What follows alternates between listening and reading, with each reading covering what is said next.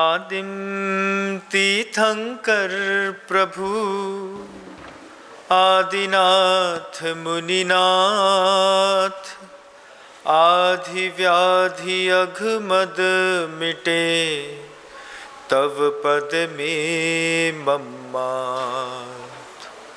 चरण शरण है आपके, तारण तरण जहाज, भव दधी तट तक ले चलो, करुणा कर जिन राज। बोलिए आदि ब्रह्मा श्री आदिनाथ जी भगवान की, परम पूज्य आचार्य भगवंत गुरुदेव श्री विद्यासागर जी मुनि महाराज की, बन्ना जी के आश्रयकारी श्री अजितनाथ जी भगवान की जय, समस्त मुनि संघ की जय। बोलो परम पूज्य मुनि श्री 108 विनम्र सागर जी महाराज जी की, मुनि संघ की नमोस्तु भगवान। जब गृहस्थ की चेतना जिन शासन को समर्पित हो जाती है, तब एक गृहस्थ गृहस्थी में रहते हुए किस तरीके का कमाल करता है और किस तरीके का धमाल करता है।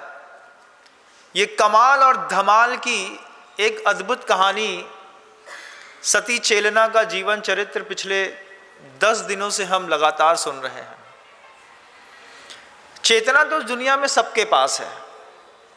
भगवान महावीर के वंशज बनकर के उनकी उपासना करने का सौभाग्य भी कई लोगों को मिला है।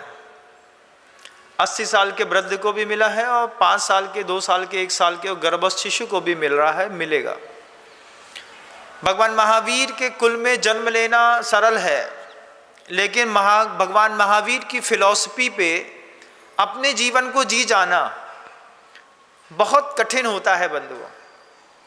लेकिन जब एक गृहस्थ की चेतनाओं में जैन धर्म अंदर तक घुस जाता है, प्रवेश कर जाता है, स्थान ग्रहण कर लेता है, उस समय एक सती, एक चेलना, एक स्त्री होकर के अपने हाथ में रह कर के कितना परिवर्तन करती है, इसकी एक अद्भुत शौर्य भरी कहानी है सती चेलना का जीवन चरित्र। पिछले सत्र में आपने सुना था कि चेलना घर के अंदर जब उसको पता चला कि महाराज श्रेणिक जैन नहीं है, अजैन है, पहली बार एहसास हुआ कि हमने बहुत बड़ी गलती कर दी। पहली बार जब आचार्यों को लगा कि जब पहली बार महाराज श्रेणिक और चेलना आलिंगनबद्ध हुए, तो आचार्यों ने पंक्तियां लिखी कि जैसे चंदन के पेड़ पर सांप लिपट गया है, ऐसी स्थितियां हो गई। लेकिन चेलना भी स्वबल से अपने आप को संबल देती रही। बदलने की ताकत रखता हो कोई व्यक्ति तो कबूतर को भी बाज बना देता है। हौसला चाहिए बदलने का। चेलना ने सैनिक के साथ संबंध जब बन गए, जब चेलना को पता चला कि मेरा पति जैन नहीं है, अजैन है, चेलना ने हौसला हारा नहीं। फिर चेलना ने अपने उस कबूतर को बाज बनाने की कोशिश करी। चेलना ने प्रतिदिन राजमहल में परिवर्तन किए। जिनेंद्र भगवान की प्रतिमा, मंदिर जी पूरा राजमहल के अंदर ही उसने स्थापित किया। स्थापित करने के साथ ही ऊपर एक बड़े बड़े अक्षरों पर लिख दिया, लोय सुज्जोरे धम्मम तीर्थंकरे जिणे वंदे। प्राकृत भाषा का एक शब्द है, 24 तीर्थंकरों की स्तुतियों में एक पंक्ति आती है, लोय सुज्जोरे धम्मम तीर्थंकरम जिणे वंदे। मैं उस धर्म की वंदना करता हूँ, मैं उन तीर्थंकरों को नमस्कार करता हूँ, मैं उन जिनेंद्रों को नमस्कार करता हूँ जो पूरे के पूरे लोक में प्रकाश फैलाते हैं। किसका प्रकाश फैलाते हैं? सूरज भी प्रकाश फैलाता है, तीर्थंकर क्या फैलाते हैं? सूरज के प्रकाश से दिखाई देता है, लेकिन तीर्थंकरों के प्रकाश से चलने की शक्ति मिलती है। अहिंसा एक ऐसा सूर्य है बंधुओं, सिर्फ तीर्थंकरों ने उस अहिंसा के सूर्य का उद्भव करने का, कराने का, इम्प्लीमेंट करने का प्रयास कराया पूरी दुनिया में। दुनिया में किसी भी धर्म में जाइएगा, अहिंसा परमो धर्म नहीं कहा। वहाँ पर अहिंसा को देवता माना, लेकिन कंडीशन अप्लाई कर दी, ऐसा करते हो तो हिंसा शक्य है, ऐसा करते हो तो हिंसा शक्य है। लेकिन यहाँ पर तो परम धर्म अहिंसा का सहारा लेकर के जब कोई गृहस्थ की चेतना तीर्थ का उद्धार करने में और तीर्थ निर्माण में लगती है, उस पर भी एक स्त्री की चेतना जब काम करती है तो क्या कमाल करती है। सती चेलना का जीवन चरित्र कह रहा है।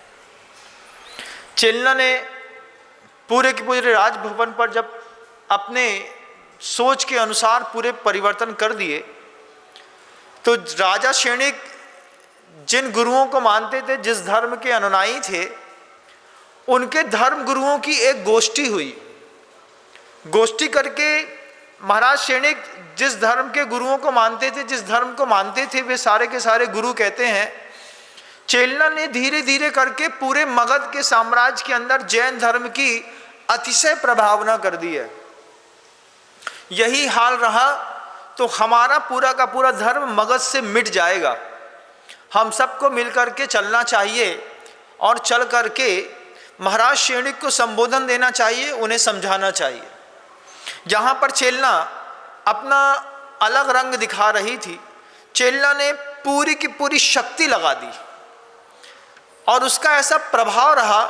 चेलना इतना मीठा बोलती थी, मतलब स्त्री थी, स्त्री होकर के मीठा बोलना तो उसका सद्गुण एक स्वाभाविक नैसर्गिक गुण है, लेकिन धर्म को मीठा बोल बोल करके उसने पूरे परिकर में काम करने वाले दास दासियां, साम्राज्य में रहने वाले लोग, सबको जैन धर्म से प्रभावित कर दिया। आचार्यों के शब्दों में लिखा है कि एक आचार्य क्या प्रभावना करते, जैसी प्रभावना चेलना ने अपने पुरुषार्थ के बल पर पूरे के पूरे मगध साम्राज्य पर करी। धर्मगुरुओं का मगध सम्राट के उस राजमहल पर आना हुआ। पहले तो धर्मगुरु सीधे सीधे राजसभा में प्रवेश कर गए। राजसभा में जैसे ही मगध के सम्राट महाराज क्षणिक ने देखा कि हम जिस धर्म को मानते हैं, हमारे मानने वाले धर्म में और हमारी पत्नी के मानने वाले धर्म में अंतर तो है, तो मगध के सम्राट महाराज क्षणिक अपने धर्मगुरुओं का मान सम्मान करने के लिए साधु साधु साधु साधु ऐसा हाथ जोड़ करके साधु साधु शब्द कहते हुए उनके लिए खड़े हो गए। उनकी सेवा शुश्रूषा करी, पाद मर्दन किया, पाद प्रक्षालन किया। उच्चासन पर राजभवन से लगा हुआ एक और भवन था, वहाँ पर सबको ले जाकर के उच्चासन में बैठाया और बैठा करके सारे धर्मगुरुओं की कुशल क्षेम पूछी। सारे के सारे धर्मगुरु में से एक अतिशय प्रवीण बुद्धि संपन्न धर्मगुरु ने क्षणिक के सामने खड़े होकर के कहा कि महाराज, पिछले लगातार 6 माह से देख रहे हैं आपकी रानी ने हमारे धर्म के पूरे चिन्ह तक मगध के साम्राज्य से धीरे धीरे करके अलग कर दिए। ऐसा रहा तो पूरे के पूरे मगध साम्राज्य में हमारे धर्म का प्रभाव ही क्या रह जाएगा। और आपके पिता शुरुआत से जन्म से ही जिस धर्म के अनुयायी थे, एक विधर्मी स्त्री को ला करके आपने अपना पूरा धर्म छोड़ दिया। ऐसी बात जब धर्मगुरुओं ने भावनात्मक रूप से मगध सम्राट को कही, सभी को अपना धर्म अच्छा लगता है। एक नैसर्गिक जन्मता है, हम जिस मिथ्यात्व को लेकर के आते हैं बंधुओं, जिसको अग्रहित मिथ्यात्व कहा जाता है। ये अग्रहित मिथ्यात्व क्या है कि कोई बच्चा है, अगर मुसलमान के घर में पैदा होता है तो उस धर्म को सर्वश्रेष्ठ समझता है। हिंदू है, हिंदू परिवार में जन्म लेता है तो वैदिक ग्रंथों संप्रदायों को सर्वश्रेष्ठ समझता है। कोई बौद्ध धर्म का अनुयायी है तो बुद्ध के धर्म को, बुद्ध के मार्ग को, सांख्य मार्ग को, त्रिपिटक को बिल्कुल सहज में, क्योंकि हमने जन्म से यही धर्म देखा है। अब उस धर्म की न्याय सिद्धांत आगम के माध्यम से परीक्षा करना, इतनी फुर्सत किसके पास। उसकी न्याय के माध्यम से तुलना करके देखना कि कौन से धर्म की सर्वश्रेष्ठता है, इतना विवेक, इतना समय किसके पास। एक नैसर्गिक मिथ्यात्व है। कर्म के उदय से हम जिस कुल में पैदा होते हैं उस कुल की परंपरा को सर्वश्रेष्ठ समझ लेते हैं। मगध सम्राट भी महारानी चेलना के आने से पूर्व में अपने धर्म को सर्वश्रेष्ठ समझते थे, लेकिन चेलना ने उनकी बहुत सारी धारणाओं में परिवर्तन ला दिया। और यह परिवर्तन मगध सम्राट के जीवन चरित्र में भी छिपा ना रहा, जब मगध के सम्राट ने चेलना के कहने पर सूर्यास्त से पहले भोजन करने का संकल्प कर लिया। पत्नियां हैं, हमेशा कहता हूं वो बात, कई बार कह चुका हूं कि बस उसी को कहते हैं पत्नी जो पति का पतन बर्दाश्त नहीं कर सकती। तुम्हारे शादी होने से पहले तुम्हारा पति रात में 10 बजे खाता था, ये पति के जीवन का दुर्भाग्य था। लेकिन जब पत्नी तुम्हारे जीवन में आई है, और मैं बार बार कहता हूं कि जब किसी गृहस्थ की चेतना में धर्म प्रवेश करता है, जिन शासन को किसी गृहस्थ की चेतना जब समर्पित होती है तो किस तरीके का परिवर्तन करती है। यहाँ तो आज की बेटियां उन लड़कों से विवाह करना पसंद नहीं करती जो रात में नहीं खाता। बड़ा कंट्रोवर्सी हो गई। चेलना ने मगध सम्राट महाराज सैनिक को रात्रि भोजन त्याग का नियम दे दिया। सूर्यास्त होने से आपके भोजन की मर्यादा बनी रहेगी। महाराज सैनिक ने चेलना को इतना स्नेह करते थे, चेलना ने महाराज सैनिक को सबसे पहले अपने प्रेम में पागल कर दिया। फिर प्रेम में पागल करके जिन शासन में स्थापित करने की वो कहानी लिखी कि आज उस कहानी से आज के पूरे दाम्पत्य जीवन जीने वाले जैन कुल के लोगों को सोचना, विचारना और समझना चाहिए कि पति और पत्नी के बीच में अगर लगे कि अगाध प्रेम है, ये वो वक्त होता है जब कोई स्त्री पुरुष के साथ मिलकर के भोगने की कल्पना नहीं करती, पुरुष को संतुलित और मर्यादित करने की कल्पना करती है। जब पत्नी को लगे कि पति मेरे बिना रह नहीं सकते, तो प्यार से एक दिन उसको बैठा के, जैसे चेलना ने बोला, मैं चाहती हूँ आप सूर्यास्त के भोजन का नियम ले लीजिए कि सूर्यास्त के बाद आप भोजन नहीं करेंगे। चेलना को, महाराज सैनिक को सिर्फ चेलना दिखाई देती थी। तुम जैसा चाहती हो सब वैसा होगा, लेकिन तुम रो गाओ नहीं, तुम खुश रहो, तुम संक्लेश मत करो, और तुम मुझे छोड़ करके कहीं जाने की बात मत करो। इतना भी प्रेम का पागलपन होता है बंधुओं घर के अंदर। जब दंपति एक दूसरे को स्नेह करते हैं तो कई बार इतना डेडिकेशन रहता है आपस में, जितना भगवान को नहीं रहता उतना पत्नी को रहता है कि तुम जैसा कहती हो सब करेंगे। ये वो वक्त, ये वो टाइम पीरियड रहता है जिस टाइम पीरियड में पत्नियां पति को पूरे जीवन को बदलने की सामर्थ्य रखती हैं। तुम मुझे चाहते हो ना, मैं सब मानती हूँ ना तुम्हारी बात, तुम जैसा कहते हो वैसा करती हूँ ना, छोटी सी बात, रात्रि भोजन नहीं करोगे। लेकिन आज की जो जवान बेटियां हैं जिनके विवाह होने योग्य हैं, इनको पता चल जाए कि कोई लड़का है जैन समाज का लेकिन रात्रि भोजन नहीं करता, सूरत देखे बिना रिजेक्ट कर देती हैं। वो बोलती थोड़ा पार्टी शार्टी होना चाहिए, थोड़ा सिगरेट पीने वाला होना चाहिए, थोड़ा गुटखा खाता हो, थोड़ा तो मस्ती करता हो।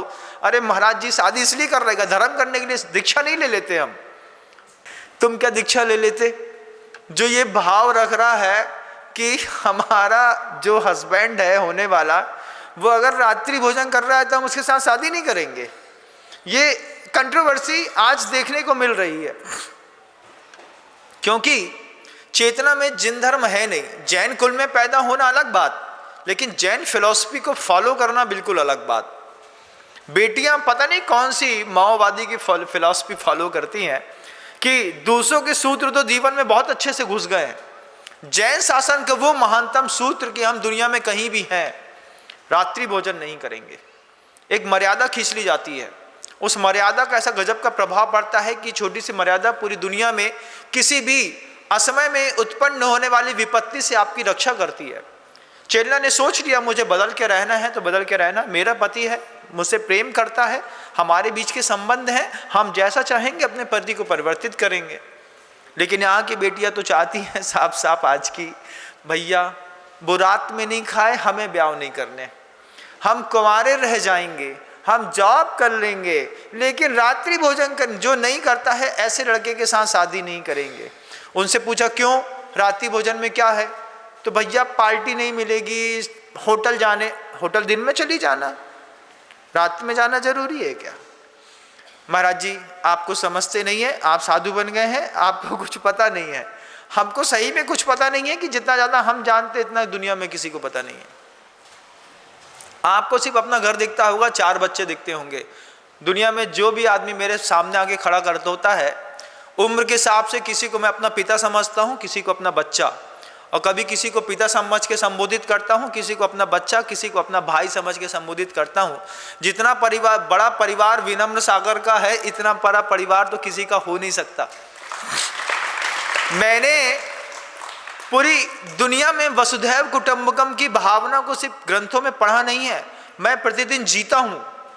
मेरे सामने कोई भी माँ बहन स्त्री आकर के खड़ी होती है, उम्र के जिस पायदान पर वो होती है, उस भावना से मैं उस स्त्री से बात करता हूँ। अगर कोई स्त्री माँ की उम्र की होती है तो अंदर से वो भाव पैदा होता है कि अगर मेरी माँ होती तो किस तरीके का उसको उद्बोधन देकर किसको समझाता।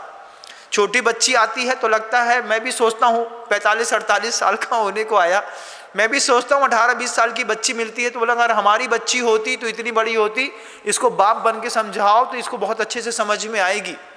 हम उम्र के व्यक्ति को हम उम्र समझता हूँ, छोटे को छोटा, बड़े को बड़ा, फिर उद्बोधन देता हूँ। और लोग बोलते हैं महाराज आपको आता ही क्या है? हमको जो आता है वो दुनिया में किसी को नहीं आता है, चाहे लाख प्रयास कर लेना। क्योंकि मैंने ग्रंथों से कम और लोगों के प्रेम से जो चीज़ सीखी है, वो चीज़ सीखने के लिए सबका पुण्य नहीं होता। एक साथ एक व्यक्ति को दुनिया भर का व्यक्ति स्नेह करता हो, ऐसा पुण्य गिने चुने लोगों का होता है, उसमें मैं अपने आप को पुण्यशाली समझता हूँ, मानता हूँ मैं इस बात को। कहीं पर भी एक बार मेरी आवाज़ सुनने के बाद वहाँ पर बैठा हुआ व्यक्ति वहीं से स्वीकार कर लेता है कि या तो ये मेरे गुरु हैं, या तो जीवन में मुझे बहुत जल्दी इनके पास जाकर रुकना है, बैठना है और बात करना है।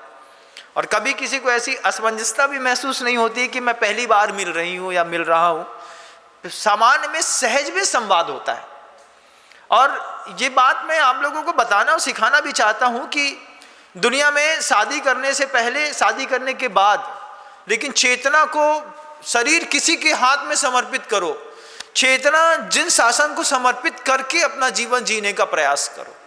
मेरी चेतना कल भी जिन शासन को समर्पित थी, आज भी है, और शादी होने के बाद भी मेरी चेतना जिन शासन को रहेगी। देह का स्वामी कोई और हो भी सकता है और नहीं भी।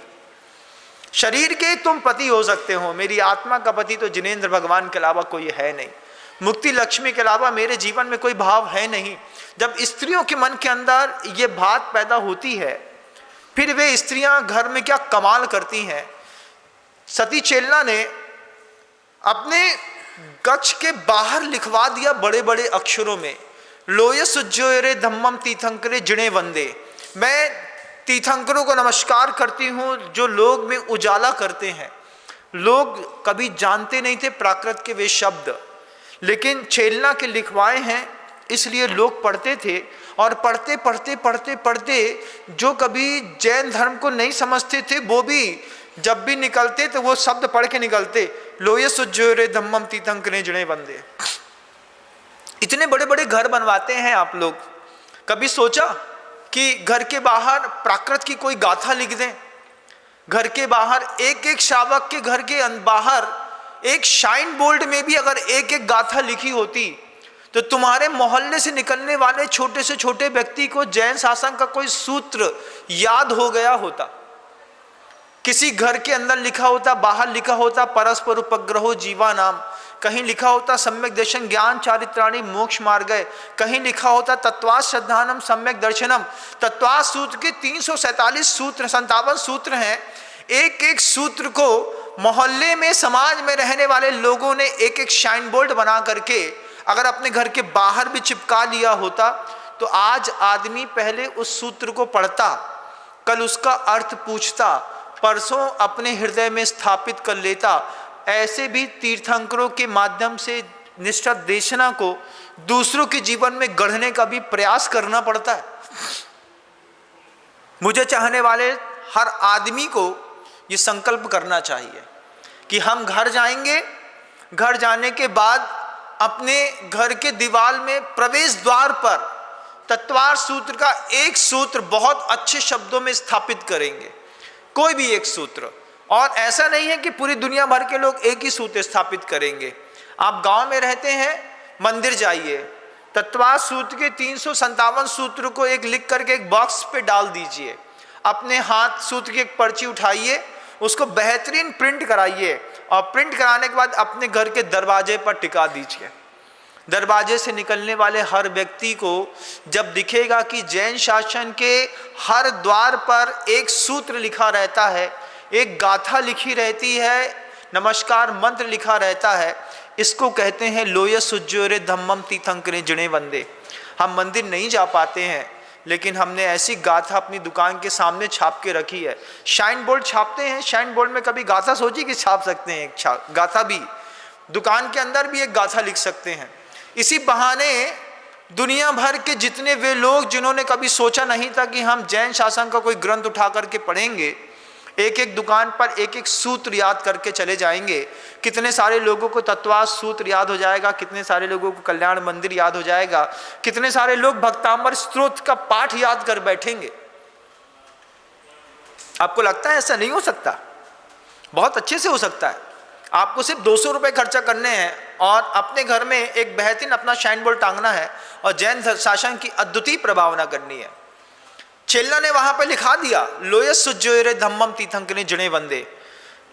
निकलने वाली हर दासी उसको संकेत दे दिया, जितनी बार जिनालय के सामने से निकलेगी पहले ये सूत्र को पढ़ेगी, नमस्कार करेगी, फिर आगे बढ़ेगी। एक एक करके चेल्ला ने पूरे के पूरे घर में दासी दासों के बीच का पूरा माहौल बदल दिया। अब दासियां जब भी काम करती और तीर्थंकर की उस अद्वितीय प्रतिमा के सामने जो रत्नमयी प्रतिमा थी निकलती, तो पहले एक बार हाथ जोड़ती, नमस्कार करती, लोय सुज्योरे धम्मम तीर्थंकरे जिणे वंदे, ये शब्द पढ़ती, फिर चली जाती। चेल्ला दूर से खड़ी होकर के एक एक दासी और दास को देख करके मुस्कुराती और फिर अपने पिता महाराज चेटक को याद करती कि मेरे पिता का वो संस्कार था कि मेरे पिता ने बचपन में मुझे जो धर्म की शिक्षा दी थी, आज विधर्मी के घर में जाने के बाद भी मेरे पिता को इस बात का गर्व होगा कि मैंने घर का पूरा माहौल बदल दिया। ढलने में और ढालने में अंतर होता है। हम सोचते हैं कि कहीं भी किसी भी बात से कोई विप्लव उत्पन्न न हो, इसलिए कभी परिवर्तन की भाषा घर के अंदर नहीं लिखते। अब महाराज जी जहाँ गए उतई के हो गए, जैसो थो वैसे ही हो गया। गंगा गए सो गंगा दास, जमुना गए सो जमुना दास।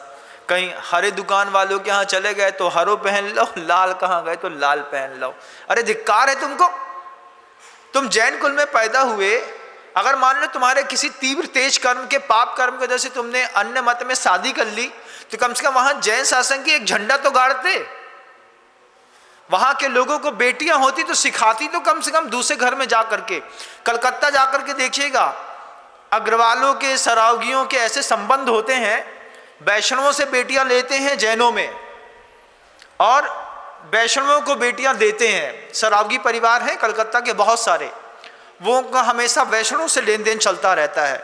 ऐसे बहुत सारे अग्रवाल परिवार हैं, सरावगी परिवार हैं, वैष्णव परिवार हैं, जो यहाँ पर आते हैं, आहार दान देते हैं, पूजन भक्ति करते हैं, अभिषेक करते हैं, शांति धारा करते हैं और पर्याप्त से ज़्यादा धन का दान करते हैं।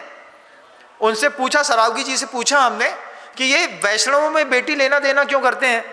बोले महाराज हमारे माता पिता सब जैन थे, हमने वैष्णव की बेटी ली, उसको जैन धर्म सिखाया, अपनी बेटी वैष्णव में दी और उसको बोल दिया तुमको कसम है उस घर में पैर रखने के बाद अगर वहाँ के अपने पति सबको जैन धर्म में समझाया सिखाया नहीं। हमारी जो भी बेटी आती है हम वैष्णव से लेते हैं, उसको यहाँ जैन बनाते हैं और अपनी बेटी से बोलते हैं कि यहाँ से वहाँ जाएगी तो वहाँ पर पूरा जैन धर्म का पालन कराएगी। जिन घरों में कभी पानी छान करके नहीं पिलाया जाता, बहू पहले दिन से नियम लेती है कि सबसे पहले छन्ना दो, गल्ला दो, पहले पानी छनेगा फिर खाना बनेगा। ये छोटी छोटी चीज़ों को चेल्ला ने पूरे राजमहल में ऐसा क्या छपाया कि लोग देखते रह गए। आप लोग भी सोचिएगा बंधुओं, चाहे तो कर सकते हैं, नहीं चाहे तो कुछ बात नहीं है।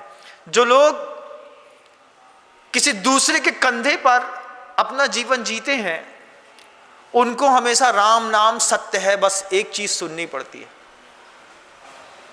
कंधा किसका? दूसरे के कंधे पर। हमारा धर्म कैसा हो गया? राम नाम सत्य है। राम नाम सत्य कब बोलते हैं महाराज? जब किसी की मिट्टी उठती है ना, तब दूसरे के कंधे पर चला जाता है, बाकी पूरी जिंदगी अपने पैर से चला जाता है। चेल्ला ने ये बात बखूबी जानती थी। चेल्ला इस बात को इतना बखूबी जानती कि दूसरे कंधे पर चलेंगे तो राम नाम सत्य हो जाएगा। अपने कंधे पर। चेल्ला ने कभी भी भाग्य का और समय का कंधा जीवन में नहीं अपनाया। आप लोग भाग्य और समय के कंधे पर चलते हैं बंधुओं। भाग्य का कंधा क्या है? अरे महाराज अब जोन हुई सो देखी जा है। तुम भाग्य के कंधे पर बैठ गए। महाराज समय आने दो सब ठीक हो जाएगा, तुम समय के कंधे पर बैठ गए। जो भी व्यक्ति दुनिया का भाग्य के और समय के कंधे पर बैठा है उसका सिर्फ राम नाम सत्य है ही हुआ।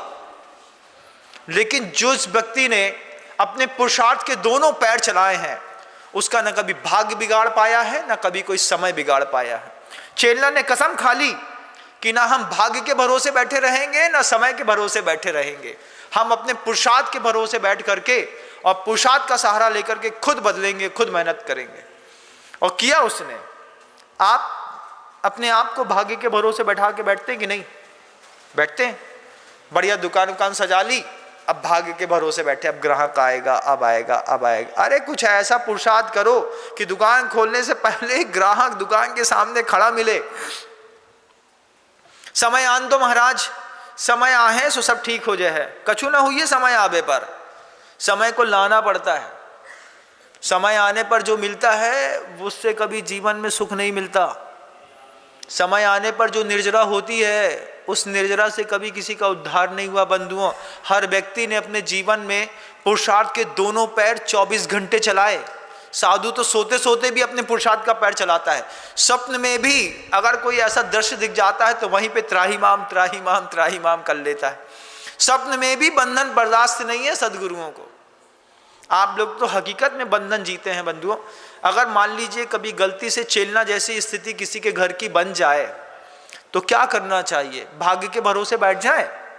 अब तो कर ही ली महाराज, अब तो वो जैसा कहते हैं वैसा। कसम खा ली थी चेलना ने, अगर किसी ने घर के अंदर मांस का टुकड़ा भी लाया तो आज के बाद इस घर का पानी नहीं पीऊंगी। 2, 4, 5 दिन की साधना पूरे के पूरे परिवार को बदल देती है।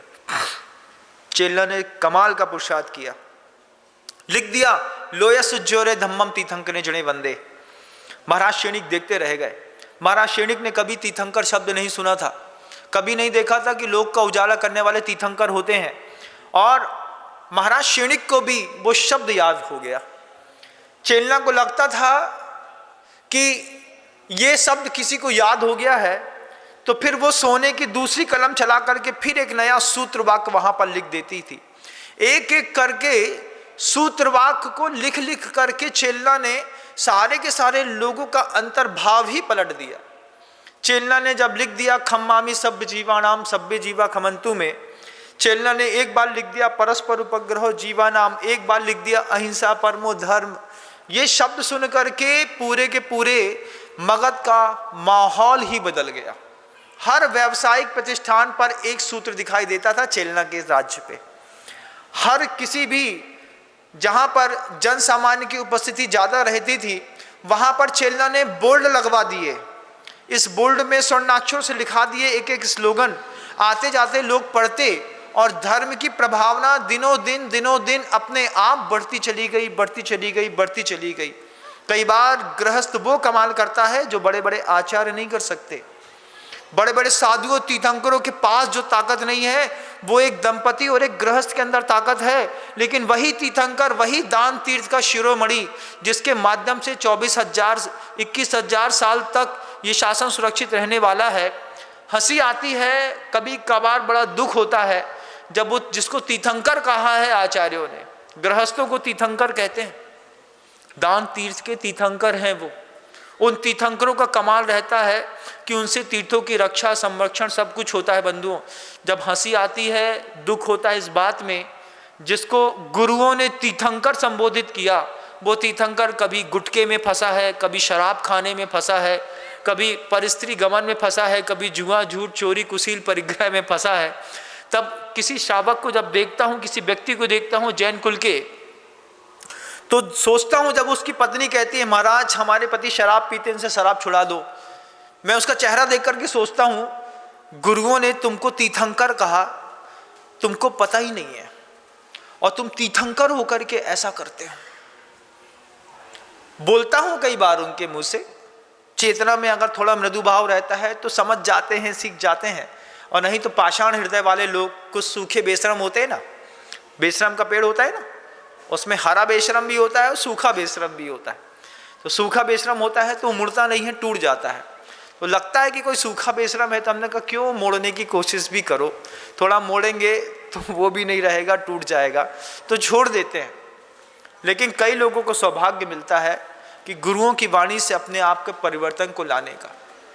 जितने भी भिक्षु थे, जितने भी महाराज सैनिक जिस धर्म को मानते थे, वे सारे के सारे साधु मिलकर के महाराज सैनिक से जाकर के बोलते हैं कि ये क्या कर दिया है चेल्ला ने, पूरे राज्य में धर्म की, जैन धर्म का ऐसा प्रवाह कर दिया है कि हमारे धर्म को तो मानने वाला कोई बचा नहीं, ऐसे में तो धर्म का अस्तित्व ही मिट जाएगा।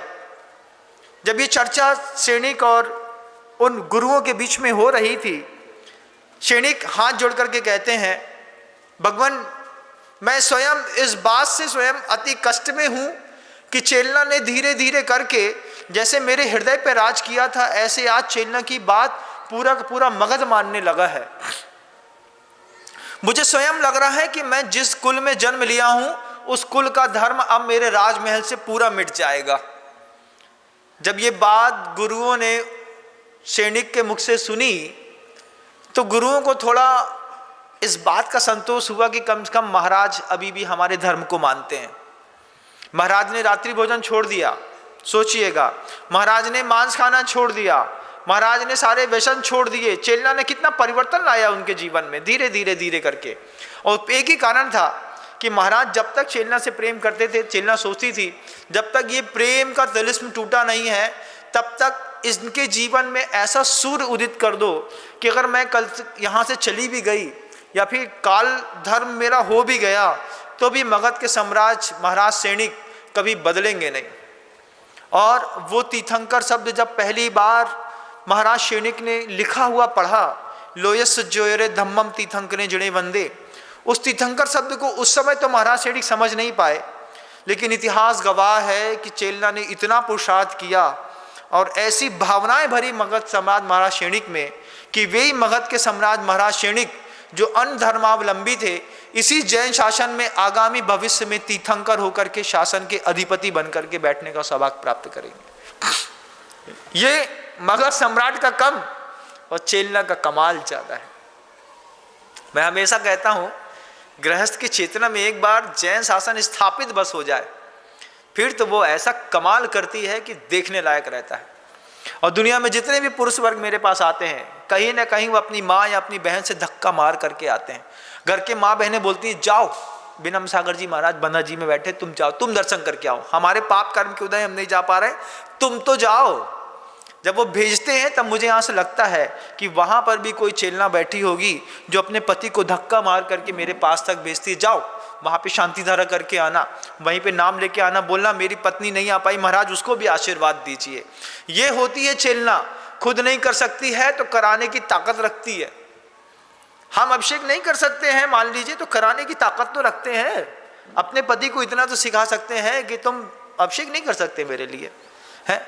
अरे साड़ी लेने के लिए आंसू बहाती हूँ, हीरा मोती लेने के लिए आंसू बहाती हूँ, मायके जाने के लिए आंसू बहाती हूँ, नए सामान के लिए आंसू बहाती हूँ, पति से इतना आंसू नहीं बहा सकती कि तुम मेरे लिए अभिषेक नहीं कर सकते, रात्रि भोजन नहीं छोड़ सकते। इतना सा समझाना बस तो है। इतने में तुम्हारा वो जो पति है वो पता नहीं कहाँ जाने वाला था, कम से कम उच्च गति का पात्र बन जाएगा। जब तक जीवन में प्रेम हो तो प्रेम के उसमें सिर्फ धतूरा पैदा मत करो, कुछ ऐसा भी पुण्य का फल पैदा करो कि पति कभी अकेले में भी साधु के पास जाए तो कहे पत्नी ने मुझे बहुत बदला महाराज। अभी तो पति बोलते हैं बड़े त्रस्त हैं महाराज, बहुत परेशान करती है। पति जब माथा कूटता है ना, परेशान करती है महाराज। हम सोचते हैं अरे कोई चेल्ला होती तो कभी कोई पति परेशान ही नहीं होता।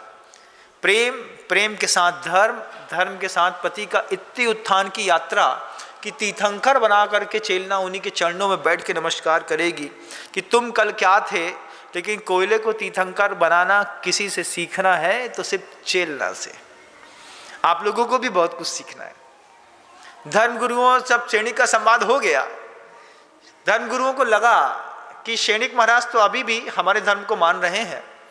शैणिक अपने सारे धर्मगुरुओं के सामने नीचे जमीन में खड़े होकर के हाथ जोड़ करके बोलते हैं, चेलना महाराज इतनी पढ़ी लिखी है, मैं चेलना को समझा नहीं सकता।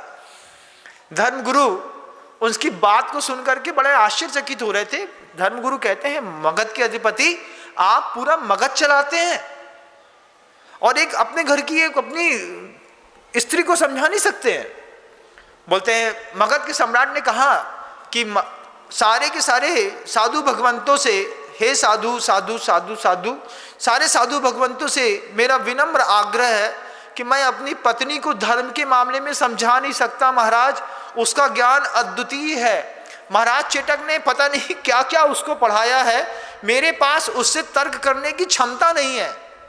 अच्छा होगा आप मेरी पत्नी को समझा दीजिए। आप सभी मेरी पत्नी के पास जाएं, मेरी पत्नी को संबोधन दें और उसे स्वधर्म में, अपने धर्म में दीक्षित कर दें, तो मैं महाभाग्य मानूंगा। लेकिन मेरी पत्नी को धर्म के मामले में, वो मेरी गुरु की भी गुरु है महाराज, मैं उसको नहीं समझा सकता हूं, मैं आपसे क्षमा चाहता हूं। सारे के सारे गुरुओं को इतना अच्छा लगा। सारे के सारे महाराज शैणिक के गुरु सोचते हैं कि चलो कम से कम शैणिक तो हमारा फेवर ले रहा है, ये तो बोल रहा है कि हाँ भी हमारा धर्म अच्छा है और मैं चेलना के धर्म को समझा नहीं सकता। अब सारे के सारे गुरुओं के अंदर इस बात की हर्ष की लहर उठ गई कि अब हम चेलना से सीधा संवाद कर सकते हैं। आपकी आज्ञा है। बोले महाराज आप बोले तो पूरा का पूरा राजमहल भेज दूं, आप दोनों बैठ लीजिए, आप चेलना को समझा दीजिए, चेलना मान जाए, फिर से उसी धर्म का प्रवाह हो तो हो, लेकिन मैं तो चेलना को समझा ना पाऊंगा। और चेलना की अपनी चलती रही तो जैन शासन से पूरा मगध का साम्राज्य आप्लावित होकर रहेगा, ये दिन भी मुझे आंखों में दिखाई दे रहा है। सारे के सारे साधुओं ने संकल्प किया कि किसी शुभ दिन जाकर के अब चेलना से संवाद करना ही है। चेलना के पास 4 दिन के बाद वे सारे के सारे साधु इकट्ठे होकर के पहुंच गए और चेलना से कहते हैं, पहले तो चेलना को आशीर्वाद दिया। चेलना ने सिर्फ मुस्कुरा दिया उनको देख करके, हाथ तक नहीं जोड़े। महाराज शैणिक पीछे खड़े थे। महाराज शैणिक ने धीरे से चेलना को ऐसे देखा कि जब मेरे साधु आ रहे हैं तो उन साधु के सामने तुमने हाथ भी नहीं जोड़ा, तुम उनको नमस्कार तक नहीं कर सकती। हम तुम्हारी तीर्थंकर की प्रतिमा के सामने हाथ जोड़ते हैं ना, हम रोज बोलते हैं लोय सुज्जोरे धम्मम तीर्थंकरे जड़े बंदे, तुमने हमारे साधु का हमारे सामने अपमान कर दिया। वहीं पर चेलना से जब धीरे से महाराज शैणिक ने बात कहा कि हाथ जोड़ के विनय तो करो, चेलना ने शैणिक को ऐसा देखा और ऐसा मुस्कुराए, और मुस्कुरा करके चेलना ने पति का हाथ पकड़ के शैणिक को आगे कर दिया। शैणिक तुरंत समझ गए कि चेलना नमस्कार नहीं करेगी। शैणिक ने हाथ जोड़ करके सारे साधु भगवंतों से बोला कि आप लोग अपने अपने स्थान पर विराजमान होइए। क्या कट्टरता है चेलना की, ऐसा क्या कमाल है। ग्रंथों में पढ़िए चेलना का चरित्र, आनंद आएगा। नहीं पढ़ सकते हैं तो फिर सुनिए गौर से, उसमें भी आनंद आता है। चेलना ने शैणिक का हाथ पकड़ करके और चेलना ने धीरे से हाथ दबाया। शैणिक समझ गए कि चेलना मेरे गुरु को नमस्कार भी नहीं करेगी। चेलना के उस अद्वितीय रूप को जब महाराज शैणिक के धर्म को मानने वाले साधुओं ने देखा तो देखते ही वो साधु होकर के चेलना के रूप पर मोहित हो गए। अब रूप पर मोहित हो गए, चेलना भी समझ बैठी। चेलना बोलती है कि महाराज शैणिक से बोलती, महाराज मैं यहाँ पर बैठ के क्या करूँगी, मैं बाद में वार्तालाप करूँगी। और साधु कुछ सोचते ही रहे, सोचते सोचते भी चेलना उठ करके अंदर चली गई। 5 मिनट बाद साधु की चेतना जागृत हुई कि मुझे चेलना से कुछ बात करने के लिए आए थे, और रूप देख करके हम लोग मुग्ध हो गए। इतने में तो चेलना अंदर चली गई। महाराज शैणिक चेलना के साथ पीछे पीछे गए। पीछे पीछे जा करके शैणिक चेलना से बोलते हैं, चेलना ये क्या है, गुरुओं को सम्मान नहीं दिया, नमस्कार नहीं किया, उनकी विनय नहीं करी, और तुम ऐसे ही जाकर के बैठ गई और मुस्कुरा करके उठ के चली भी आई। अब चेलना शैणिक से कहती है, महाराज गुरु की परिभाषा पता है? किसको गुरु कहते हैं? ये वस्त्र पहन करके कोई भी व्यक्ति आ जाएगा तो क्या गुरु हो गया? किसी को भी गुरु मान लूं? तब महाराज सैनिक पहली बार चेला से पूछे, तो तुम्हारी नजरों में गुरु की परिभाषा क्या है? तब चेला वो सूत्र कहती है, सग्रंथारंभ हिंसा नाम संसारा वर्त वर्ति नाम।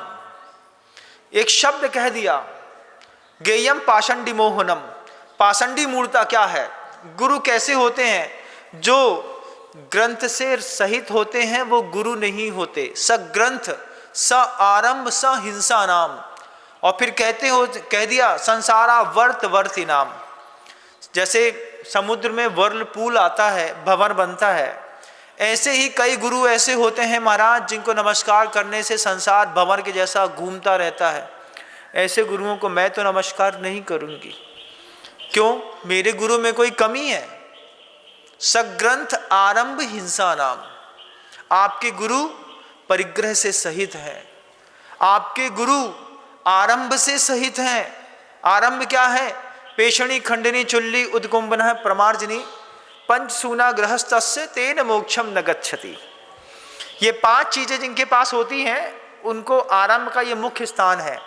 चक्की होती है, पेषणी कूटने वाला वो खलबत्ता होता है, खंडनी चुल्ली मतलब चूल्हा या गैस स्टोव, उद्कुंभ मतलब पानी भरने का गागर, और प्रमार्जनी मतलब झाड़ू। तो सूत्र है पेषणी खंडनी चुल्ली उद्कुंभ प्रमार्जनी पंचसूना गृहस्थस्य तेन मोक्षम न गच्छति। ये पंचसूने से सदी सहित है, जिनके जीवन में आरंभ है, जो परिग्रह से सहित है, जो हिंसा करते हैं उनको गुरु नहीं कहते। महाराज सैनिक ने माथा कूट लिया। वे बोलते कितना पढ़ी लिखी है, बात बात में गाथा बोलती है, बात बात में सूत्र स्लोगन बोलती है, सीधे मुंह तो बात ही नहीं करती है।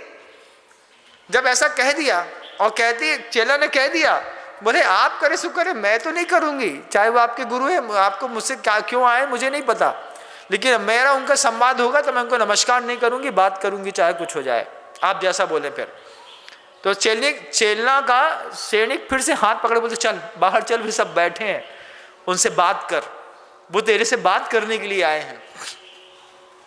चेला अंदर कमरे में महाराज सैनिक से कहती है कि मैं बात करूंगी, लेकिन मेरे बात के संवाद के बीच में आप मत आइएगा, आप सिर्फ शांति से सुनिएगा।